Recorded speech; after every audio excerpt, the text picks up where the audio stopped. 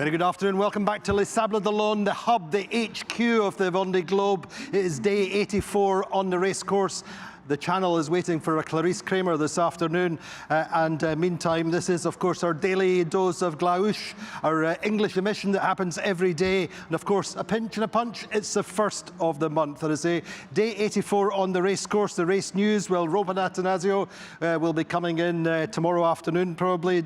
Damien Sagan, probably during Sunday night into Monday.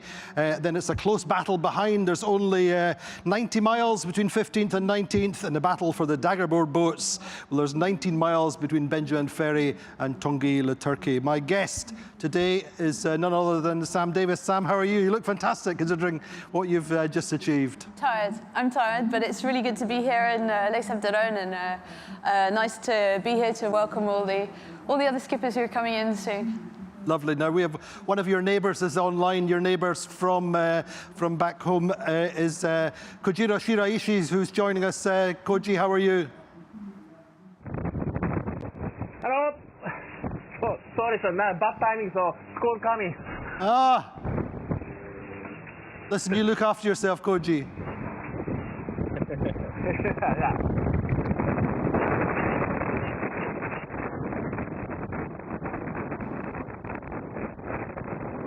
Koji, how are you? 島さん、元気でしょうか。どうぞ。はい、元気でやってますよ。今ちょうどね、タイミング悪くて申し訳ないです。はい。Yeah, I'm doing well. Sorry about the bad timing with the school, but I'm doing well. Listen, Shota, tell him he has to look after himself. We have had a bad experience before with this. そうですね。以前のバンデライブで、その後ワイルドジャイブしちゃいましたもんね。そう、アンディ、別のタイミングにしてくれと。いつもタイミング悪いよ、アンディ。Indeed. Yeah, the timing is always bad, Andy. I know. Anyway, we've got Sam to say hello to you. Sam Davies is with us. Say hello to Koji, Sam. Hi, Koji. It's great to see you. Looks like you're having a difficult day with lots of squalls. And just a big thank you again. You helped me have enough energy in my Vendée Globe with all the rice that I managed to, that you managed to get for me. So thank you again for the delicious Japanese food on my Vendée Globe. サマンサからのメッセージです。今日のライブのゲストなんですけど、こうやって難しいスコールの一日でしたけど、でもサマンサにお渡しした、お米がすごく美味しかったので、本当にパワーをいっぱいもらいました。ありがとうございますということです。どうぞ。OK, thank you, Sam. チョコレート最高だったよ、サムの。まだね、少し残ってるんで楽しみにしてます。ありがとう、サム。Yeah, and likewise, I have the chocolate that you gave me, and I still have some left, but they're really good. So thank you too. Oh, well, that's so cool, and just have a great, really enjoy these last few days, Koji. Make the most of it. You know that afterwards we're sad when it's over. So I'm kind of in a way jealous of you still out there enjoying those conditions. 終わったら、寂しくなってしまうので、あと数日間を海で楽しんでくださいということです。ちょっと、白井さんのことが羨ましいです。どうぞ。いや俺はサムが羨ましいよ。俺も早く帰りたいよって、休みたいよって。Yeah, I'm envious of you, Sam. I really want to be on Hardlands soon. So yeah, I want to finish quickly too. I can sure believe it. Koji, how is it going anyway? How's the conditions? What's coming up for you? これからのコンディションだとか、どういうセーリングになっていくのか、その辺を、お伝えいただけますか。はい、まずこのアドレスハイを抜けるのが一苦労ですね。それからフィニッシュまで、凪に捕まるかも、あと強い風が来るので結構難しいコンディションなので、あるのこともあるのでね、安全に、かつスピーディーにフィニッシュ迎えたいと思います。Yeah, I still have to manage the Azores high pressure. There will be calm periods coming at me, and at the end, before the end, I'll have again strong wind. I was sorry to hear about Arno's dismast, and I still need to sail well. So I'm taking care of my boat and going forward. Good stuff, Koji. Well, look after yourself in the final days. And as Sam says, just make sure you enjoy it. It'll be over soon enough. And of course, we've got plenty of time to wait here in Les Sables d'Olonne. はい、あと数日間頑張って、サムが言ってた通り、あと数日間楽しんで、ゴールでお待ちしておりますということです。どうぞ。はい、ありがとう。アンディ、サム、ありがとうね。あと1週間頑張ります。ありがとう。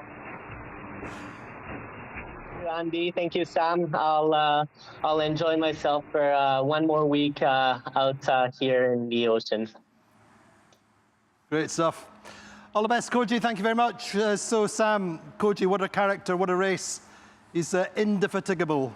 Yeah, and I just remember Koji from 4 years ago as well, when he split his mane in two really early on in the race, and I don't know how he managed to repair it, to be honest. So you have to have a lot of stuff on board and repair it well enough so early in the race to make it then all the way around. And just, yeah, an amazing sailor, an amazing character, and yeah, we did a bit of swap. I took a box full of chocolates to him, and he gave me a box full of Japanese rice. So, and he's still got some chocolate left. Yeah. So no, we've had a few little exchanges, and with Shota, who translates for him, and they have a great team in Lorient. We're not far.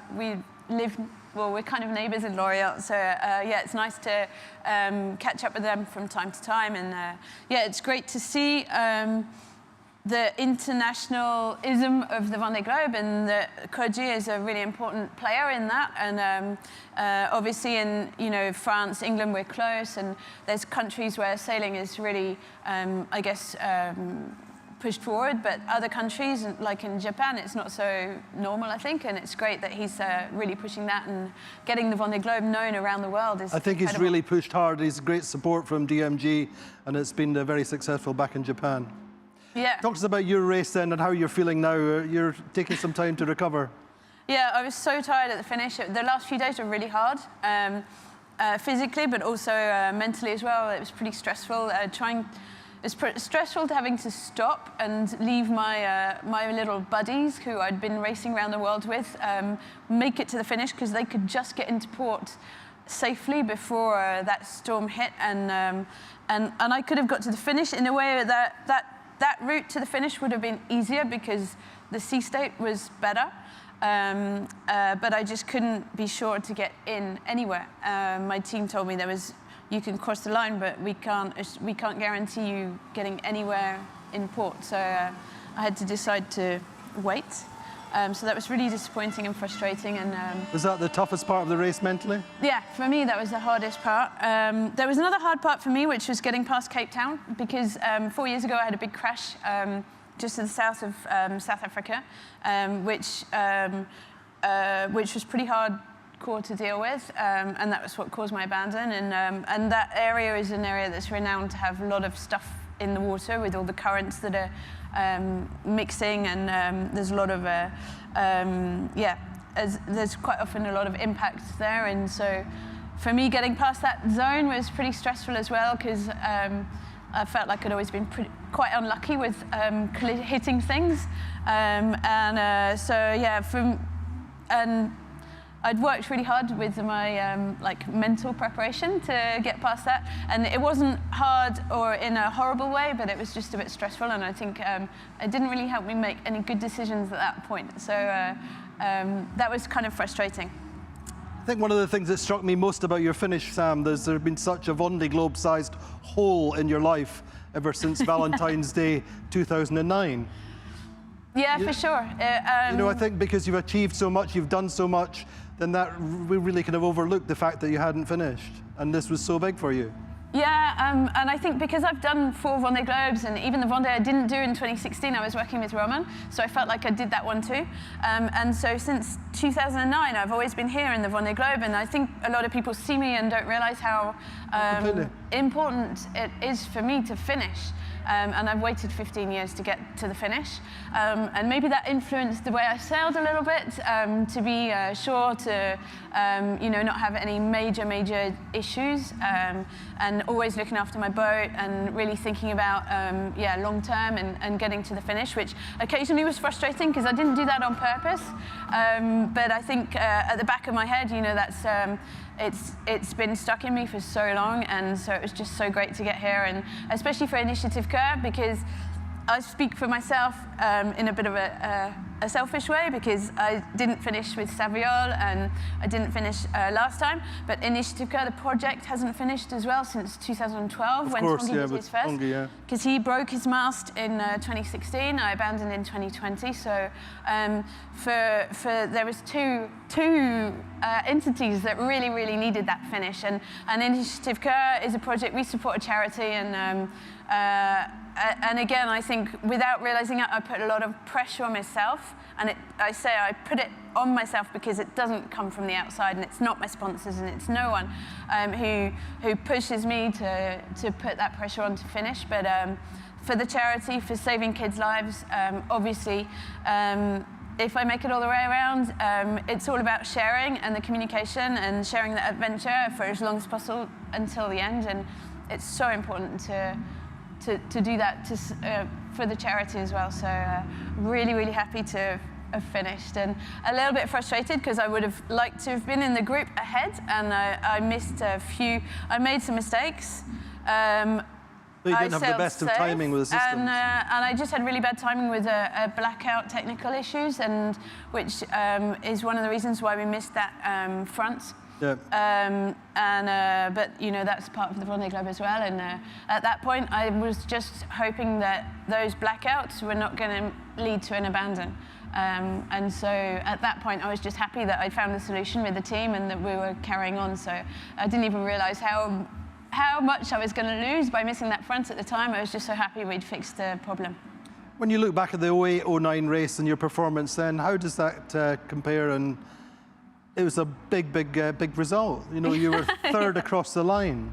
Yeah, but it was just such a different... How do you put that into context now? Just a different era. The level is just no way the same. And in the last few years, I'd say in the last 2 editions, there's just been a massive leap in performance. And even 2 or 3 editions ago, you just had to have a decent boat, and you guaranteed to pretty much, if you finished, to be in the top 5.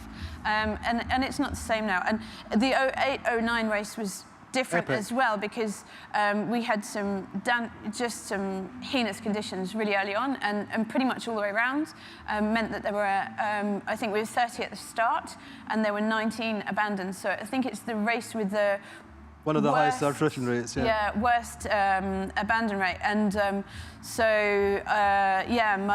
my 4th place, for sure, I sailed really well with an old boat, but I had an old boat which was really reliable.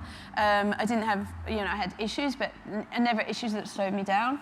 And so that really helped me to get to the finish. And for sure, I did finish in front of a few new boats. But I think, again, it was the people with new boats, there wasn't this race to qualify or pressured to do miles to qualify, and so a lot of new boats just hadn't trialed themselves properly, and so new boats were not sailing anywhere near their potential because they were having so many issues and breakages. So it's just completely different. But there are a lot of things that I found the same as my 2008 race this time, which I kind of been searching for all this time, and that was just that enjoyment of being able to really know my boat well, trust it, have confidence in me and my boat, and send it and push it and race all the way around the world, with close contact with other boats, and I really enjoyed that feeling, which is something that I hadn't had since 2008, 2009. It was just so good to, first of all, with that group with Clarisse, Boris, Justine, and then with Clarisse and Benji until just before the finish. And so that was just so cool, enjoying the pushing the boat, racing, and just concentrating on that and enjoying this, enjoying the feeling of sailing these boats. They're just incredible. So that's similar, and then the sensations are just nowhere. The IMOCAs are completely different. From 2008 to now, it's just, even life on, you're going so much faster. So it's more fun, there's so much power, there's adrenaline. It's just incredible, these boats. I've been lucky to evolve with the class and see the differences. But then if you look at life on board, in Roxy, I had a little cooker, I could put things down, I was comfortable, dry. I had a whole chart table that kind of, you could, when the boat heeled over, you could put it horizontal with a table, and I could write, and a keyboard. It was just, life on board was comfortable. And now it's completely different. You're hanging on for dear life, back to Even with your backward seat? Backwards seat, on shock absorbers. Literally, you have to prepare 5 days in advance. If you think you need something from a food bag that's not right next to you, you have to think 5 days in advance, because you know that you can't even step or get across your boat safely without having to slow down. So life on board is completely different. And if someone told me that in 2008, that I would sail on a boat like Initiative Care, You'd have thought I'd they were just be mad. like, no way, I'm not doing that. It's just too hardcore. But once you're actually on it and enjoying the boats, I was surprised myself at how much I enjoyed loved life every on day. board. Yeah, you just get used to it. And what do you feel about the boat generally in terms of the boat's performance? The boat is amazing, and I think for me the boat's performance is I showed that better in the CIC and the two transats earlier on last year. And so as I said, I was frustrated because I think I didn't I made some tactical errors early on in the race, and I felt like I was just playing catch up the whole time, and every time I caught up a little bit, either I'd have an issue or I'd do make another mistake. And so the boat is an amazing boat, and the result doesn't show how good the boat is, and it's great. So I'm happy to be racing again this year with the same boat, and hopefully we'll show that again in the Transat Jacques Vabre. Come back in a few seconds, Sam. Let's have a look at the weather, how the weather is looking today for the boats. Still coming in. Well, still a fairly straightforward situation for Roman Attanasio, expected in tomorrow afternoon, and Damien Seguin probably overnight, Sunday into Monday. Fairly straightforward for them. Generally a boat speed racing, a little bit of high pressure coming in later for the boats behind, and this next group coming in. So watching how the animation plays out, here's Roman coming in to say a lighter winds just ahead of him. We're seeing perhaps, this is very much a theoretical routing for Giancarlo Pedotti, going further to the north to try and avoid some of the light winds coming into the Bay of Biscay towards the finish. But otherwise, it's fairly straightforward. There's quite low pressure, this front that they're coming in on, giving them good southerly winds all the way in. But say fairly straightforward. Then getting into the light breezes now in the Bay of Biscay. Perhaps some gains to be made in the north. We're going to watch that and see how that goes out. But otherwise, it's going to be a little bit of upwind sailing finally, and quite light. But this is very much theoretical. We'll watch how this plays out over Monday and Tuesday. But certainly Damien Seguin coming in quickly. So that's the situation for this group coming in the early part of the week. Then looking at the three boats more towards in fact the last three boats in the fleet, Manu Cousin, also of course Denny van Veenberg. They're in this difficult cold front off Rio.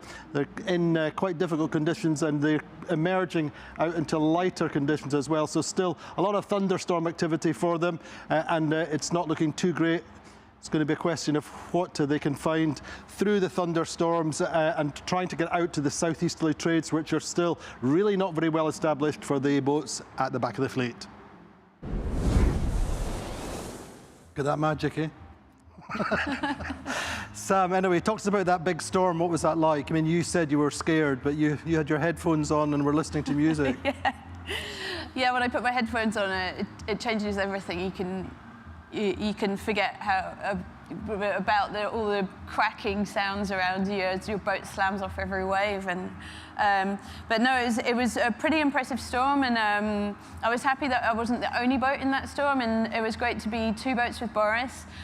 We actually kept really closely in contact. It's a little bit of the kind of solidarity between the sailors. And you've been close with him before, haven't you? Yeah, I actually generally in every single race, in the CIC he finished 2nd, I finished 3rd, and every race we seem to end up quite close. And again, Boris had issues, and I was a bit behind where I thought I hoped to be, so we ended up back together again. But yeah, the storm was pretty hardcore, and obviously Clarice and Benji, they were ahead of it, so they came in before the sea state had built up. And for us, the issue was the wave size.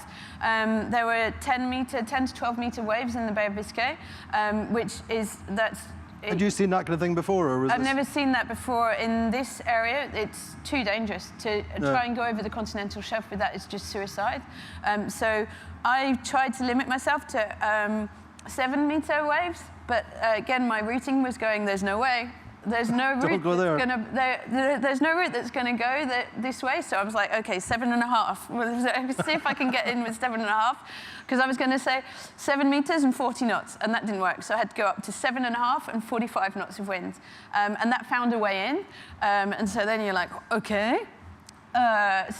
Basically, then you kind of set yourself a line of where you can't go past that line, because then you're going into 8 meter waves, 40, 45, 50 knot winds. And so that was pretty much how we did that with Boris, is we had our limits, and we were trying to keep behind that line, of the red line of... Did you discuss that with him? Beyond this is suicide. Boris was and so I kind of set myself up like that, and I was a bit behind him, and I'm like, okay, cool. Well, I'm actually quite happy he's ahead of me, because at the end of the day, for me, the race had kind of finished, 12th, 13th. We weren't fighting for who cares. We actually talked about that. We were like, well, I don't care. I don't really, there's no difference in prize money. It's just about finishing now and getting that trophy, and coming up the channel, and representing the project and the charity, and the same for him. So I was like, I'm happy he's ahead of me. He's like the tester. You can see what's coming. So how is it? Is it okay? Is it okay? And at one point, but the trouble is, we never route. We're always racing. So then you're turning down your routing and saying, okay, well, maybe if I sail at 65%. And the other issue is, if you're sailing too slowly in those conditions, you can get rolled by the waves. So the most important thing is to keep a minimum boat speed. And for me, that's about 12, 13 knots. And so I'm like, okay, well, I was looking at my routing, and it was about that. And then you get into those conditions, and you're trying to slow your boat down, and you've got the smallest sails up. And I had 3 recent storm jib, which is the smallest sails possible. And my boat's going too fast, and I suddenly realize I'm overtaking my routing, so I'm going to go past the line that I'd set myself.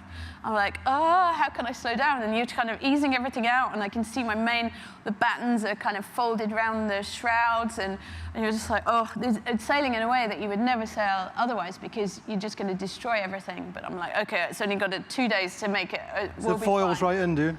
So I had not right in, because our foils actually stabilise the boats, and my foils stop. My boat does nosedive, and it's a scow, so when it nosedives, it's really violent. So I had 2 foils out to try and be in dragster mode, but only half out, and with no rake on the leeward foil, rake on the windward foils to try and stop the big nosedives.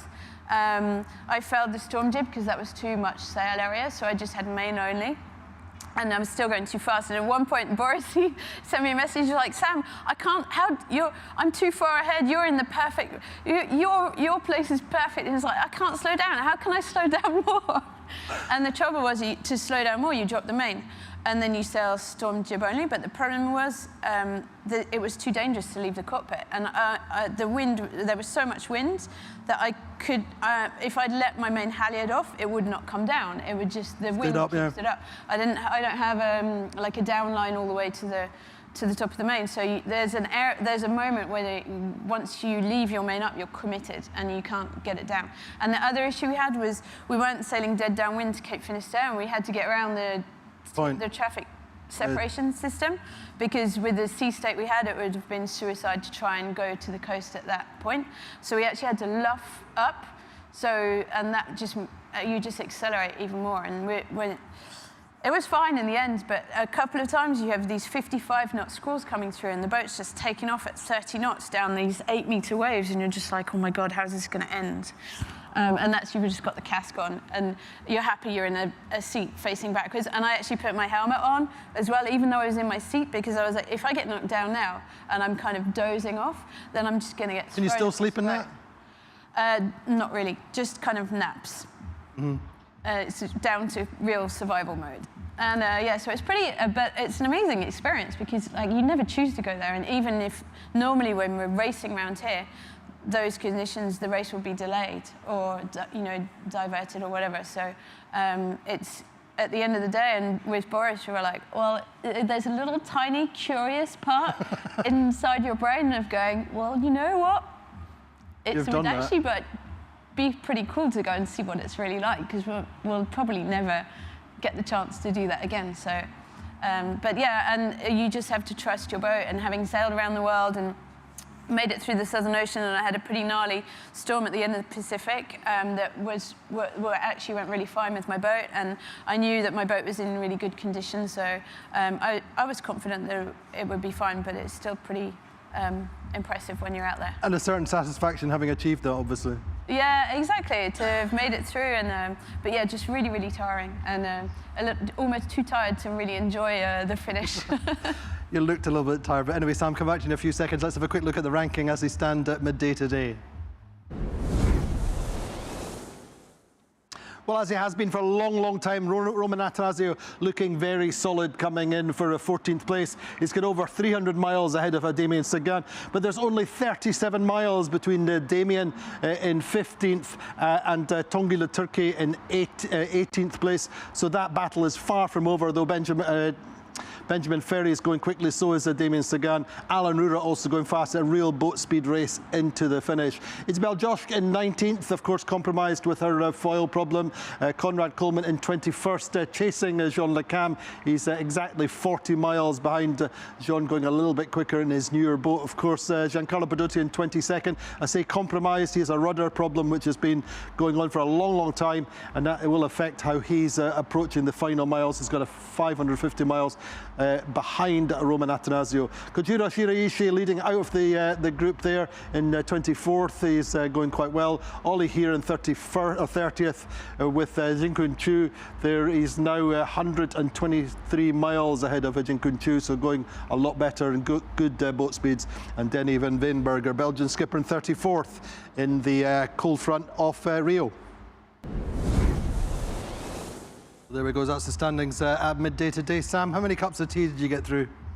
In the Vendée? Yeah, roughly. Roughly, probably 3 per day. 3 per day? Yeah, big cups though. Big, not cups. I started off with a mug, you know, with a lid, a sort of travel mug, which is pretty waterproof, but these boats move too much, and in the end it's a thermos bottle. Doesn't matter the weather? No, that's pretty much the only thing that never ever changed, and is the morning cup of tea and the sunset cup of tea. And that's kind of my ritual. It's part of the sort of routine that you keep, and to keep yourself sane. Do you think in French or English?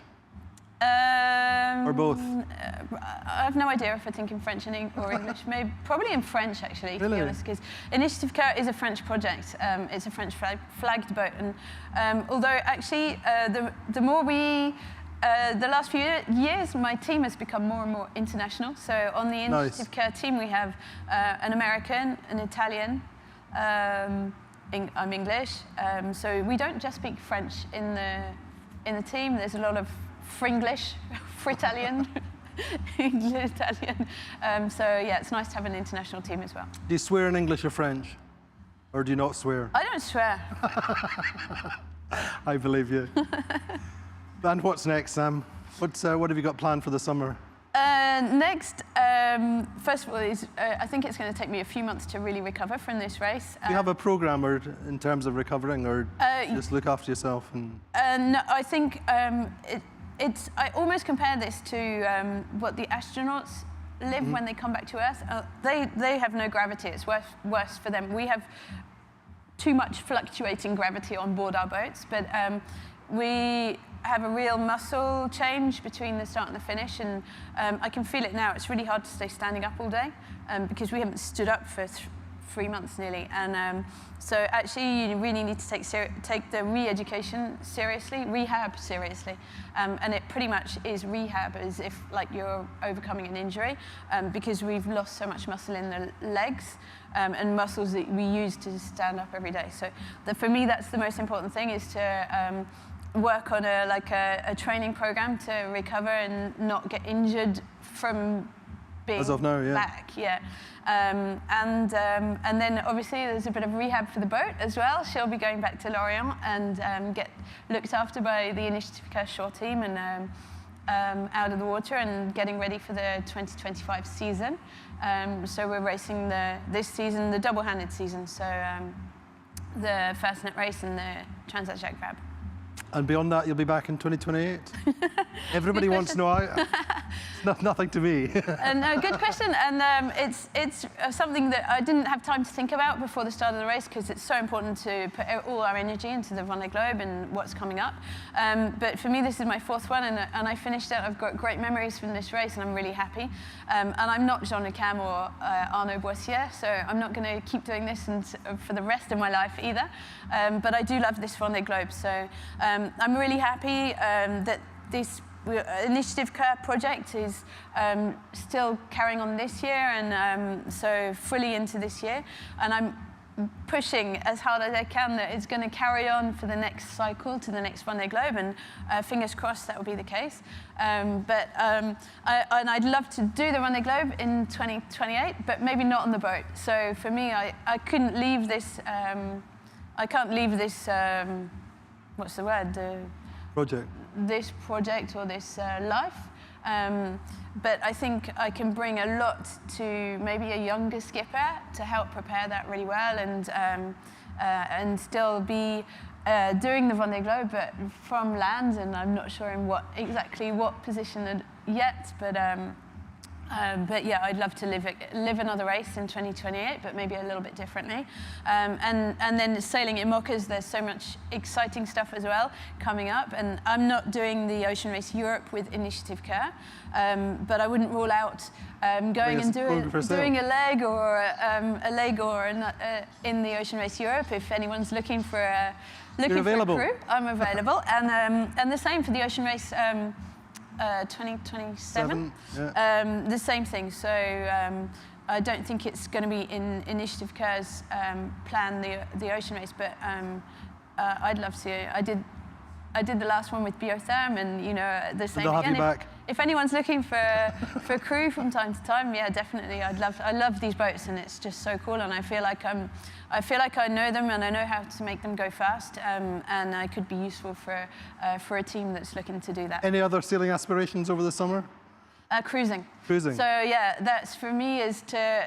I think Switch it's really off. important. Last year was a really full-on year with 2 transats in the Vendée, and I am tired, and also just for normal life, you need to take time off, and for mental health reasons, I think it's important. So for me, my best holidays are holidays on the ocean. So cruising, wing foiling. I've got a bit of wing foiling to get done because I've been missing that since I've been on the Vendée, and so lots of time on the ocean and in the ocean. I saw you went straight into the ocean yesterday.